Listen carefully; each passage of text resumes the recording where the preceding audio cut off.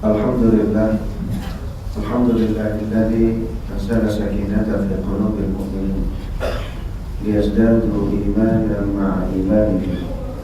Walillahi junudus samawati wal ardh wa kana Allahu 'aliman hakima. Asyhadu an la ilaha illallah wa asyhadu anna Muhammadar Rasulullah. Allahumma salli ala sayyidina Muhammad wa ala ali sayyidina Muhammad. Subhanaka la ilma lana illa ma 'allamtana innaka antal 'alimul hakim. Yaqulu al-haqq subhanahu wa ta'ala fi muhkami tanzilih. A'udzu billahi minasy syaithanir rajim. Bismillahir rahmanir rahim. Wal 'ashr innal insana lafi khusr illa alladziina aamanu wa 'amilus shalihati wa tawassaw bil haqqi wa tawassaw bis sabr. وفي آية أخرى يا أيها الذين آمنوا قوا أنفسكم وأهليكم نارا وقودها الناس والحجارة عليها ملائكة غلاظ شداد لا يعصون الله ما أمرهم ويفعلون ما يؤمرون. اتقوا الله يا أمة رسول الله. اتقوا الله ومن يتق الله يجعل له مخرجا ويرزقه من حيث لا يحتسب وَمَنْ يَتَوَكَّلْ عَلَى اللَّهِ فَهُوَ حَسْبُهُ إِنَّ اللَّهَ بَالِغُ أَمْرِهِ قَدْ جَعَلَ اللَّهُ لِكُلِّ شَيْءٍ قَدْرًا. Amma ba'd. Sidang Jumat yang dimuliakan Allah, sebagai salah satu rukun khutbah, khatib mewasiatkan kepada diri khatib sendiri dan kepada jemaah sekalian untuk sama-sama kita memperkokoh takwa kita kepada Allah Subhanahu wa Ta'ala. Takwa yang dapat menjadikan kita pribadi yang jujur, pribadi yang istiqamah, yang selalu bermuhasabah. Takwa yang dapat mengantarkan kita kepada kematian husnul khatimah. Namun yang paling penting, takwa yang dapat menjadikan kita lebih mengenal ma'rifat kepada Allah Subhanahu wa Ta'ala. Alladzi khalaqani fahuwa yahdini. Dialah Allah yang telah menciptakan dan memberi kita hidayah. Walladzi huwa yut'imuni wa yasqini. Dialah Allah yang telah memberi kita makan dan minum. Wa idza maridtu fahuwa yashfini. Dialah Allah yang Maha menyembuhkan manakala kita sakit. Walladzi yumituni tsumma yuhyi. Dialah Allah yang mematikan dan menghidupkan kita kembali. Walladzi atma'u an yaghfira li khati'ati yaumiddin. Dan dialah Allah Tuhan yang kita harap ampunannya dari dosa-dosa kita yang teramat banyak. Sidang Jumat yang dimuliakan Allah, tahun 98 Mei, majalah Times Amerika Serikat mengeluarkan berita utama tentang seorang muslimah yang meraih gelar doktor termuda di dunia pada usia 17 tahun. Muslimah ini usia 17 tahun meraih gelar doktor di MIT, Massachusetts Institute of Technology di Boston, di Amerika Serikat, dalam bidang instalasi nuklir.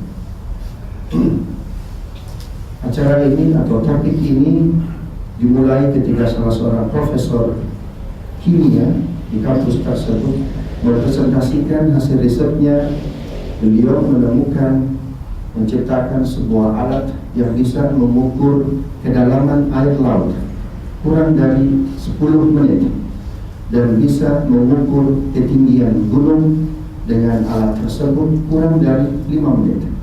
Selesai presentasi, profesor tersebut memberikan kesempatan kepada floor. Siapa yang tidak bertanya? 5, 6, 7, 10 menit tidak ada yang bertanya. Bill Clinton, Presiden Amerika, kalau tidak salah hadir ketika itu. Seluruh sivitas MIT hadir ketika itu.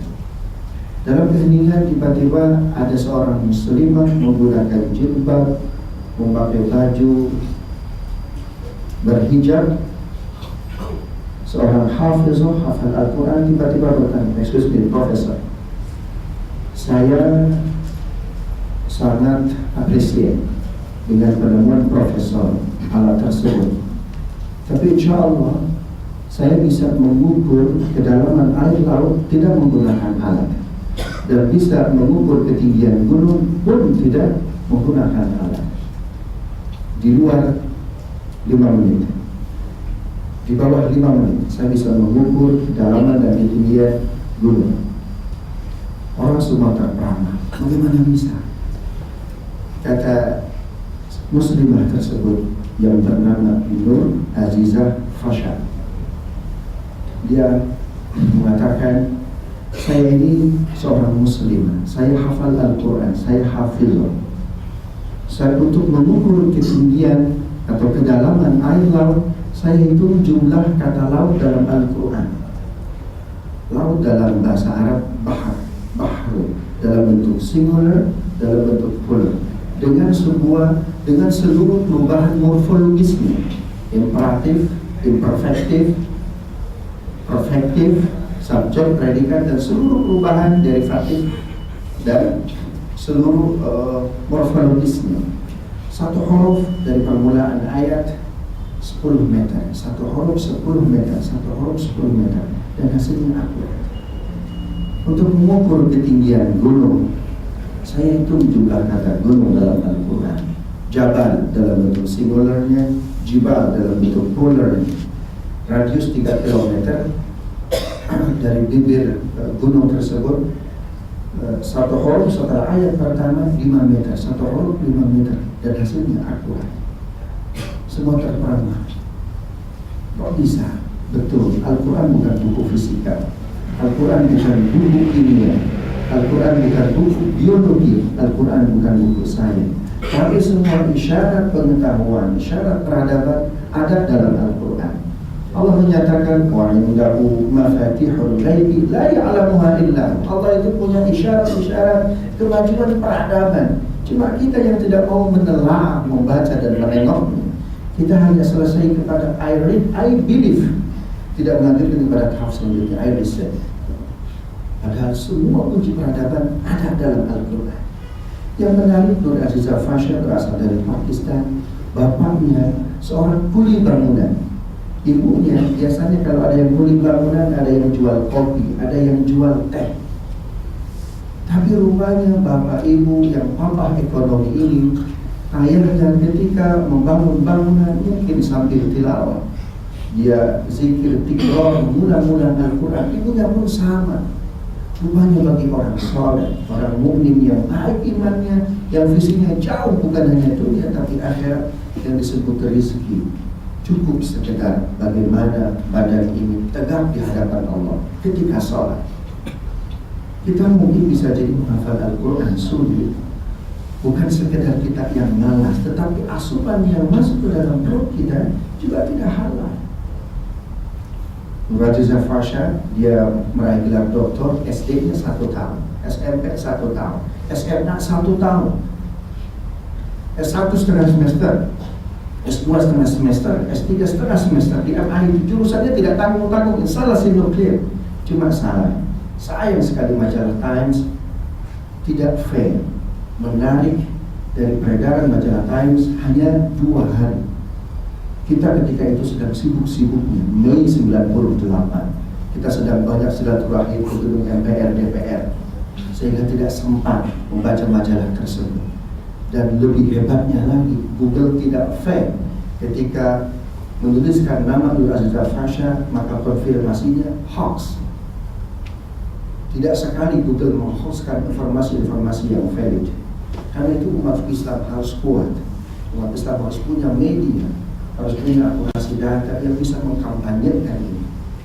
Sedang Jumat yang dimuliakan Allah, Nur Azizah Fasha, seorang wanita muslimah, sangat belia, meraih gelar doktor pada usia 17 tahun dari seorang ayah ibu yang papa ekonomi.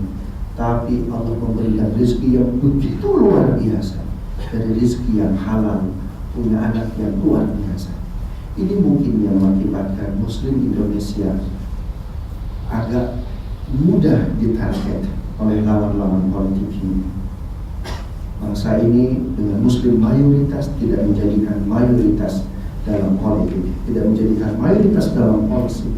Allah sudah mengatakan dalam surat Al-Maidah, Bismillahirrahmanirrahim, Hurrimat 'alaikumul maitatu wad-damu wa lahmul khinziri wa ma uhilla li ghairillahi bihi wal munkhaniqah wal mawqudatu wal mutaraddiyatu wal natihatu wa ma akala as-sab'u illa ma dhakkaytum wa ma dhubiha 'ala al-nusbi wa an tastaqsimu bil azlam dzalikum fisq. Al-yawma ya'isa alladhina kafaru min dinikum fala takhshawhum wakhshawun al-yawma akmaltu lakum dinakum wa atmamtu 'alaykum ni'mati wa raditu lakum al-islam dinan. faman itura fi makhmasatin ghayra mutajanifin li'ithmi fa innallaha ghafurur rahim. Ayat ini brief secara singkat berbicara 3 poin. Poin pertama tentang hewan-hewan, makanan-makanan yang tidak boleh dimakan. Poin kedua, Allah berbicara tentang al-yawma ya'isal ladzina kafaru min dinikum. Orang-orang non-muslim kafir takut melihat umat Islam, tidak pengen, gemetar. Dan yang ketiga, Allah berbicara al-yawma akmaltu lakum dinakum. Islam menjadi agama yang damai, Islam menjadi agama yang luar biasa. Kita nikmat berislam, nikmat ruku, nikmat sujud dan seterusnya. 3 poin ini berurutan. Apa artinya? Jika yang masuk ke dalam perut kita tidak halal, maka kita tidak akan mendapatkan poin yang kedua. Orang muslim tidak akan pernah takut kepada kita. Dia petantang, peteng-teng, menganggap rendah kita. Kenapa? Karena mereka tahu isi perut kita. Ujung-ujungnya kita tidak akan mendapat poin yang ketiga. Apa? Kita tidak nyaman, kita tidak nikmat dengan Islam kita. Kenapa? Karena sujud kita dalam perut kita banyak barang yang haram. Ini yang menjadikan kondisi umat bukan sekedar pemimpin harus muslim, tetapi harus islami juga akhlaknya, islami juga perutnya. Ada seorang mantan dirjen datang ke rumah khatib beberapa tahun yang lalu. Beliau sering ikut kajian khatib. Beliau mengatakan, Ustaz, alhamdulillah sejak saya pensiun, saya tidak pernah tinggal tahajud dalam kondisi sesakit apapun. Saya tidak pernah meninggalkan sholat duha. Saya alhamdulillah bahkan satu hari tidak pernah kurang dari 1 juz membaca Al-Quran. Artinya 1 bulan saya selalu khatam Al-Quran. Tapi Ustaz, saya tidak yakin kalau Allah wafatkan saya husnul khatim. Allah, pertanyaan orang yang beriman seperti itu, Ikhwafillah yang dimuliakan Allah. Saya bilang husnul khatimah itu Pak, itu adalah hak prerogatif Allah Subhanahu wa ta'ala. Kita tidak tahu. Saya sendiri walaupun sering memberikan kajian, tapi nggak tahu bagaimana Allah mencari jawab dalam posisi apa, di tempat apa, dalam kondisi iman seperti apa. Karena itu masalahnya Ustaz. Masalahnya saya punya 1 rumah, di mana rumah itu saya beli 2/3 dari rumah itu yang saya beli dari uang panas selama saya menjabat. Kami 1 keluarga masih tinggal di rumah itu. Kalau saya wafat, saya, keluarga, anak, istri masih tinggal di rumah itu, saya tidak yakin Allah wafatkan saya husnul khatim. Lalu apa saran Ustaz? Saya tengok dulu bagaimana psikologis beliau. Apakah jujur dengan pertanyaan? Belum saya menjawab, beliau bilang, Ustaz, ayo kalau gitu kita tengok dulu saya punya rumah. Diajaknya saya ke rumah beliau. Subhanallah, 4 lantai plus 1, 4 lantai plus background apa? 4 lantai rumah. Rumahnya besar sekali. Kata beliau, Ustaz, ini rumah saya. Ini yang saya bilang, 2/3 saya beli di rumah dari harta yang nampaknya syubhat. Kalau saya dan keluarga masih tinggal di sini, Allah wafatkan saya tidak jadi husnul khatimah Ustaz. Sambil nangis beliau agak memaksa untuk minta advice dari saya. Saya jawab, Ustaz, sepanjang yang saya tahu dari buku-buku hadis, dari riwayat-riwayat Rasulullah SAW, sahabat, para ulama dan guru-guru saya, case seperti ini, mohon maaf, Bapak jual ini rumah. Bapak jual ini rumah 2/3 yang Bapak yakin dari hasil yang syubhat Bapak sedekahkan. 1/3 yang yakin itu uang Bapak beli rumah yang lebih kecil, insya Allah nyaman. Setelah mendengar advice dari saya, beliau sujud syukur dan tidak lama masuk ke rumah. Saya tidak tahu bagaimana obrolan beliau dengan anak dan istrinya, namun terdengar dari luar, rupanya mungkin keluarga istrinya tidak menerima. Ayah, yang penting KPK tidak tahu, yang penting BPK tidak tahu, yang penting Polri tidak tahu. Si bapak tersebut menjawab, betul KPK tidak tahu, betul BPK tidak tahu, tapi Allah Subhanahu wa ta'ala Maha tahu.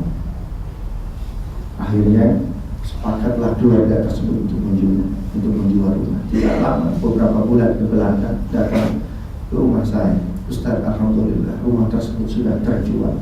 2/3 saya sudah bahkan untuk pesantren, untuk anak-anak yang putus kuliah, anak-anak muslim yang cerdas tapi tidak sanggup bayar SPP. Muslim-muslim pedalaman di perbatasan yang ada sengketa di poso dan seterusnya, saya beasiswakan. Subhanallah. Tapi Ustaz, tidak lama Allah memberikan rezeki kepada saya berlipat-lipat dari harga rumah tersebut. Luar biasa. Tapi yang paling saya bahagia Ustaz bukan itu. Salah seorang cucu saya umur 10 tahun hafiz Al-Quran. Hafal Al-Quran.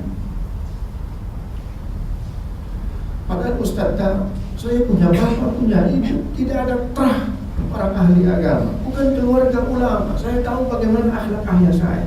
Tarikus sholat, orang yang selalu meninggalkan sholat. Ibu saya, keluarga kami bukan keluarga agama, bukan keluarga sujud. Tapi Allah rezekikan kepada saya cucu hafal Al-Quran. Subhanallah. Kita kalau mendekati Allah sambil merayap, Allah mendekati kita sambil berjalan. Kita mendekati Allah sambil berjalan, Allah mendekati kita sambil berlari. Kita mendekati Allah sambil berlari, Allah lebih cepat lagi. Oh, rezeki yang tiada taranya untuk anak hafal Quran. Dalam hadis riwayat Muslim, Rasul pernah menjelaskan, ada seorang orang tua setelah dicek report amalnya di dunia, hasilnya buruk sekali. Ya lantas dilemparkan ke neraka jahanam. Kata Rasul sallallahu alaihi wasallam, ketika hendak dilemparkan neraka jahanam, ada seorang anak protes, "Ya Rabb, itu orang tua saya. Betul dia sering meninggalkan sholat, betul dia tidak pernah membaca Al-Quran, tapi saya diperkenalkan agama olehnya. Saya mengetahui halal haram, hak dan batil. Kalau saya bisa mengenal agama karena wasilah ayah saya, orang tua saya masuk surga, orang tua saya ke neraka. Ini nggak adil ya. Apa mau kamu? Saya mau orang tua saya ke surga." Lalu kata Rasul, Allah bertanya kepada orang tua tersebut, "Betul itu anak kamu? Betul. Kamu ikut sama anak kamu ke surga." Bisa jadi kita membeli surganya Allah dengan amal ibadah kita tidak cukup. Bisa jadi amal kita untuk menghalangi kita masuk neraka tidak cukup. Apalagi kita orang sibuk, di otak kita dunia dan dunia saja. Bisa jadi kita bisa membeli surganya Allah karena doa anak kita, karena ibadah anak kita. Karena itu terlalu rugi kalau kita tidak memperkenalkan agama ini kepada anak-anak kita, transfernya dengan harta yang tidak Allah ridha. Makna yang lebih jauh lagi dengan harta haram ini menjadikan Muslim Republik ini dan seluruh di dunia menjadikan mandat. Karena lawan-lawan kita sangat tahu posisi kita, sangat tahu bagaimana kualitas perut kita. Aqulu qawli hadza wa astaghfirullah li wa lakum wa lisairil muslimin innahu ghafurur rahim.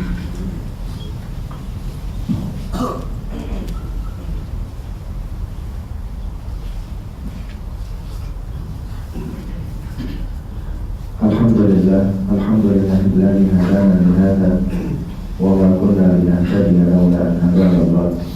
Asyhadu an la ilaha illallah wa asyhadu anna Muhammadar Rasulullah. Allahumma salli ala sayyidina Muhammad wa ala ali sayyidina Muhammad. Subhanaka la ilma lana illa ma 'allamtana innaka antal alimul hakim. Yaqulul haqqu subhanahu wa ta'ala fi muhkami tanzilih. Ihdinas siratal mustaqim. Siratal ladzina an'amta 'alaihim ghairil maghdubi 'alaihim waladdallin. Amin.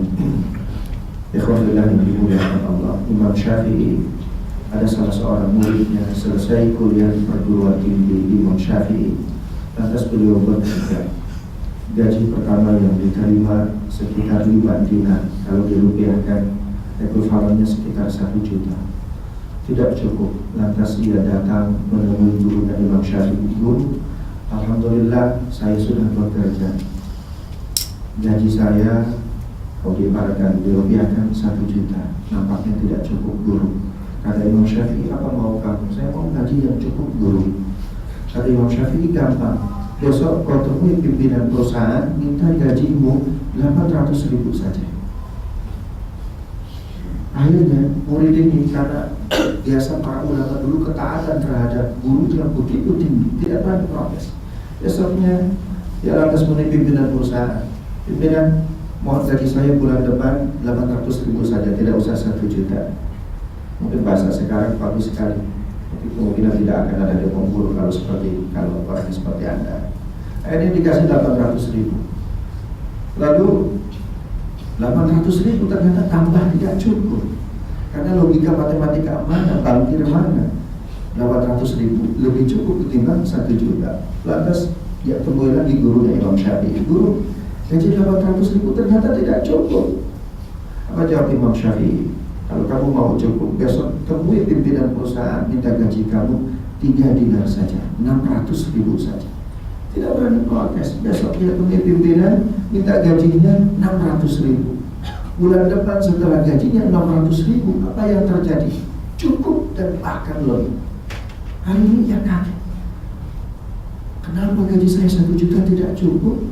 Lalu Imam Syafi'i menyarankan diturunkan 800.000 tambah tidak cukup.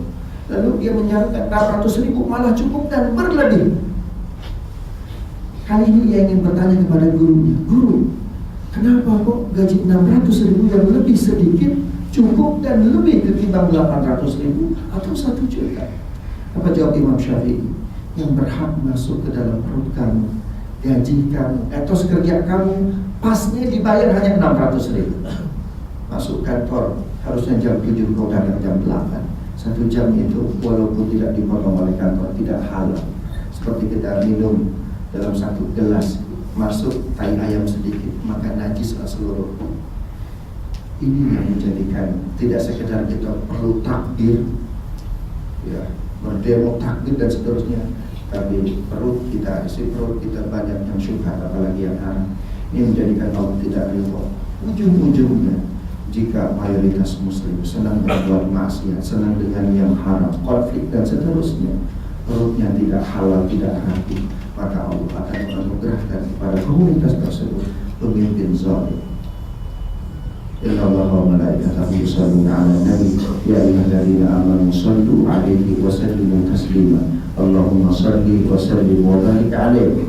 Allahumma ighfir lil muslimina wal muslimat والمؤمنين والمؤمنات الأحياء منهم والأموات.